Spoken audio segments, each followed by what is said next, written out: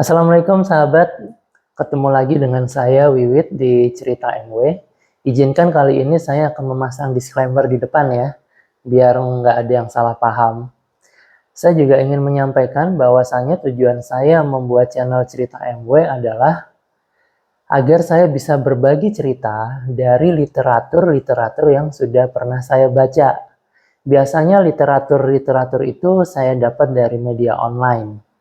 Jadi, yang saya ingin tegaskan di sini adalah apa yang saya sampaikan melalui cerita MW bukan karya saya. Makanya di penghujung video biasanya saya mencantumkan literatur mana yang saya gunakan. Semoga sahabat dapat memahami hal tersebut ya. Nah, ketika nanti terjadi sebuah perbedaan pendapat mengenai video ini, yaitu sah-sah saja menurut saya.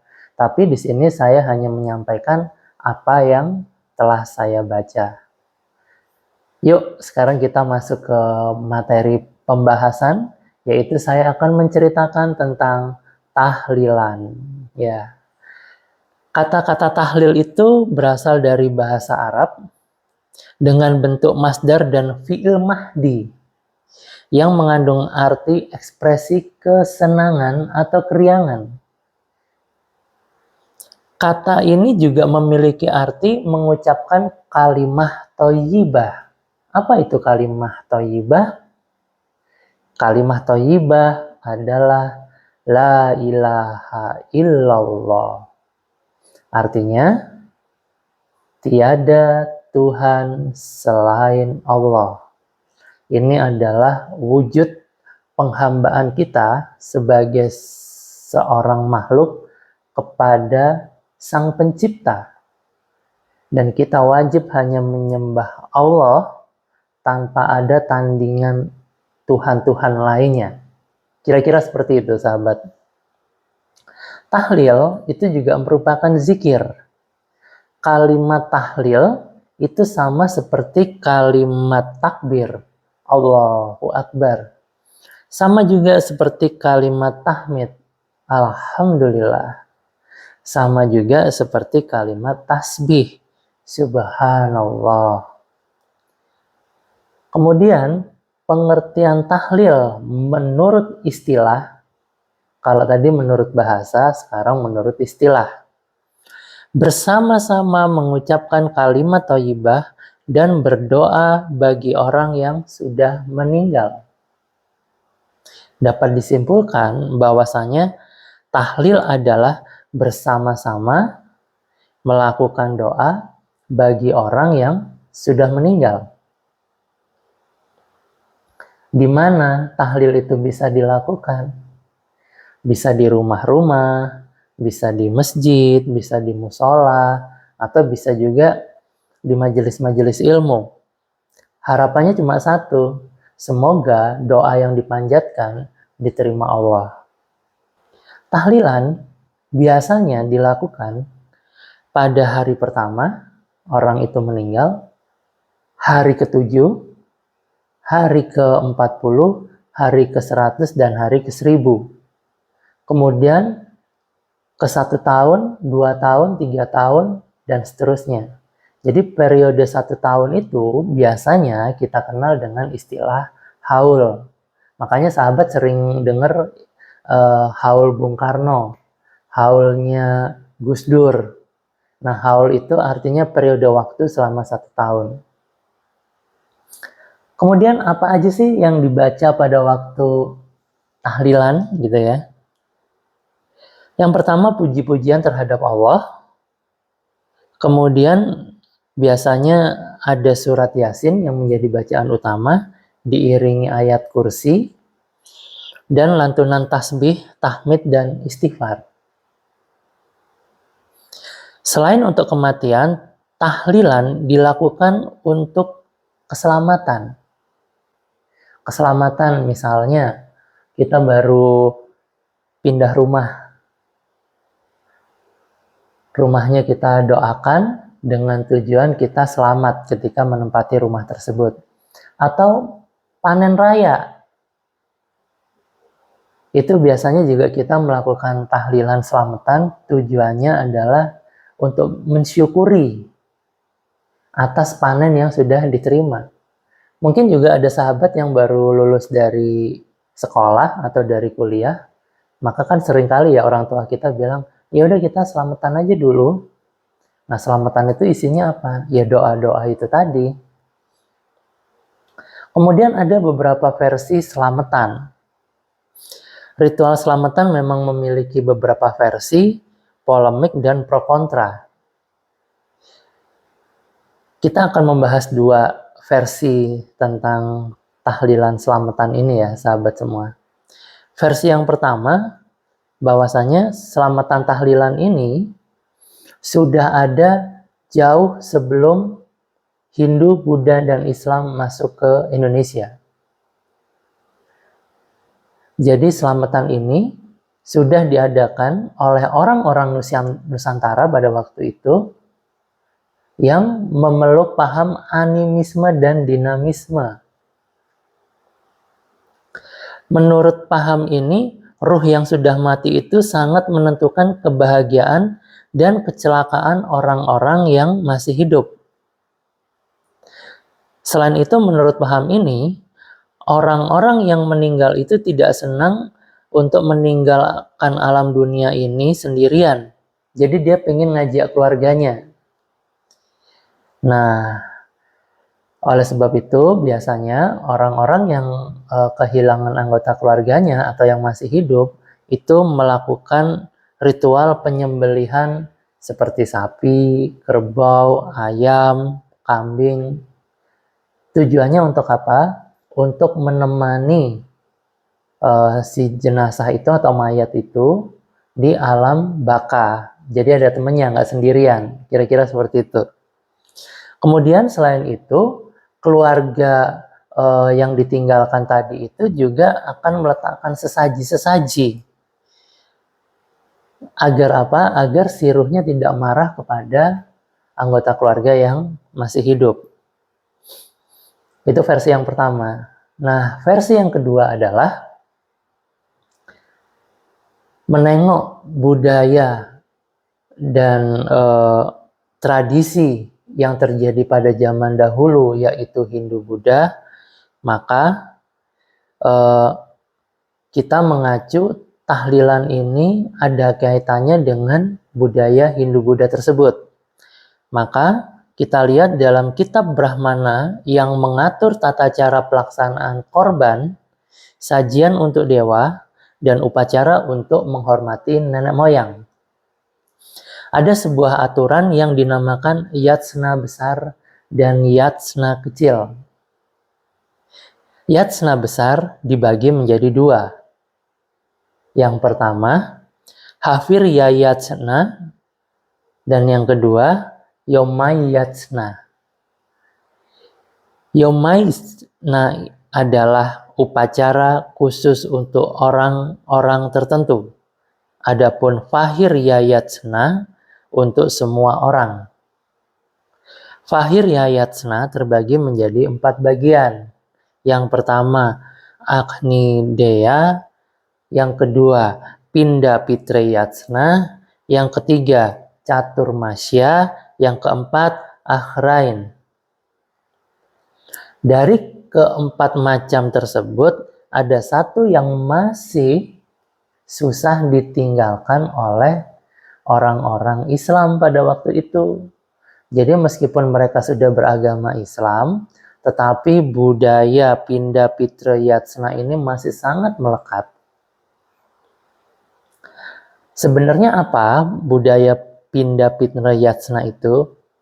Jadi itu semacam upacara untuk menghormati dan mendoakan roh-roh yang sudah meninggal. Di acara tersebut diyakini bahwa orang mati sebelum memasuki karman, ia menjelma sebagai dewa, manusia, tumbuhan, binatang, batu, dan lain-lain sebagainya yang disesuaikan dengan amal perbuatannya ketika dia hidup. Dari hari ke-1 sampai hari ke-7, ruh orang mati itu diyakini masih mengelilingi rumah. Di hari ke-40, ke-100, ke-1000 diyakini ruh itu akan mendatangi rumahnya lagi atau rumah keluarganya. Sehingga pada hari-hari tersebut keluarganya ini harus mengadakan upacara saji-sajian. Kemudian ada bacaan-bacaan mantra yang harus dibaca, ada nyanyian-nyanyian suci untuk memohon kepada dewa-dewa agar ruhnya si mayat itu dapat menjalani karma menjadi manusia yang baik, jangan menjadi yang sebaliknya. Untuk melaksanakan upacara itu diawali dengan Agni-Dea. Apa itu Agni-Dea? Yaitu menyalakan api suci. Atau kita sekarang mengenal membakar kemenyan. Tujuannya apa? Untuk menjalin kontak dengan para dewa dan ruh yang dituju. Kemudian dilanjutkan dengan menghidangkan sajian-sajian berupa makanan, minuman yang dipersembahkan kepada para dewa. Nah, kemudian pada saat itu juga di Pulau Jawa itu ada yang namanya Wali Songo. Ya, Wali Songo itu ada 9 orang sunan yang berdakwah di seluruh Pulau Jawa. Ternyata saya juga baru tahu sunan yang ada di Wali Songo ini terpecah menjadi 2. Yang pertama disebut aliran Giri, yang kedua disebut aliran Tuban. Yang mengikuti aliran Giri adalah Sunan Giri, Sunan Ampel, dan Sunan Derajat. Yang mengikuti aliran Tuban adalah Sunan Kalijogo, Sunan Bonang, Sunan Muria, Sunan Kudus, dan Sunan Gunung Jati. Terus apa bedanya antara aliran Giri dan aliran Tuban? Nah, jadi gini sahabat, kalau aliran Giri itu mempunyai prinsip begini, kalau kamu sudah secara sukarela masuk ke agama Islam, maka kamu wajib meninggalkan segala bentuk keyakinan yang ada di masa lalu, termasuk upacara-upacara, ritual-ritualnya, dan ibadahnya. Ini kalau aliran Giri. Makanya aliran Giri ini juga sering disebut Islam putih. Kemudian ada juga yang tadi disebut apa? Aliran Tuban. Nah, kalau aliran Tuban ini sebenarnya sangat moderat. Jadi para sunan yang menganut aliran Tuban ini masih memperbolehkan mereka yang baru masuk Islam untuk tetap menjalankan ritual yang dulu mereka lakukan. Agar tidak terlalu jauh menyimpang, maka ritual-ritual yang dulu mereka lakukan sedikit demi sedikit dimasuki dengan warna Islam. Oleh sebab itu, aliran Tuban ini juga dinamai dengan Islam Abangan. Yang dimaksud Islam Abangan itu adalah agama Islam yang bercampur dengan tradisi agama lain dan budaya yang ada di masyarakat Jawa pada waktu itu. Oke, karena posisi aliran Tuban ini jumlah sunannya lebih banyak dibanding aliran Giri, maka para sunan ini sepakat bahwa untuk melestarikan budaya Hindu yang bernama Pinda Pitra Yatsna. Mereka akhirnya membuat istilah Nelung Dino untuk acara 3 hari setelah orang itu wafat. Kemudian Mitung Dino, Mitung itu 7. Matang puluh itu 40, Nyatus itu 100, dan Nyewu. Nah, ketika kita berbicara tahlilan selamatan versi Islam itu, tentu ada bacaan-bacaannya ya sahabat yang harus disusun gitu. Nah, konon yang menyusun itu adalah Sayyid Abdullah bin Awali al-Hadad. Di depannya ada kata-kata Sayyid gitu. Jadi kalau kita merujuk ke Siti Fatimah, anaknya Nabi Muhammad, dan suaminya Ali bin Abu Thalib itu mempunyai dua anak yang bernama Hasan Husin. Dua orang ini adalah cucu Nabi Muhammad. Nah, kemudian kita kenal sekarang kalau anak keturunannya Hasan, di depannya ada gelar yang namanya Syarif. Kalau yang keturunannya Husain, namanya Sayyid. Tahlil merupakan akulturasi budaya dan agama yang masih dilakukan oleh umat Islam pada saat ini. Hukum tahlil itu adalah amal kebaikan, perkara di luar apa yang diwajibkannya dan tidak bertentangan dengan Al-Quran dan hadis. Tahlilan hukum asalnya adalah boleh, menjadi makruh jika keluarga ahli kubur selalu meratapi kematian dari jenazahnya, sehingga merasa terbebani. Menjadi haram ketika acara tahlilan ini didanai oleh dana yang haram juga. Kalau menurut saya pribadi tentang tahlilan ini, sahabat semua, ini adalah memang sebuah kebaikan. Kenapa saya bilang sebuah kebaikan? Karena memang di sana ada berisikan tentang doa-doa, gitu ya. Kemudian kita bisa silaturahim dengan tetangga-tetangga kita. Yang saya mau menekankan di sini adalah seharusnya acara tahlilan ini adalah sifatnya gotong royong. Artinya ketika ada orang yang ditimpa kedukaan dengan ditinggalkannya salah satu anggota keluarga itu, seharusnya para tetangga ini bergotong royong untuk membacakan doa-doa, Yasin, ayat kursi, terus kalimat-kalimat zikir yang lainnya. Itu harusnya secara bergotong royong ya. Kemudian juga mungkin bisa saling membantu untuk mengadakan makanan dan minuman ala kadarnya. Saya rasa itu sebenarnya spiritnya.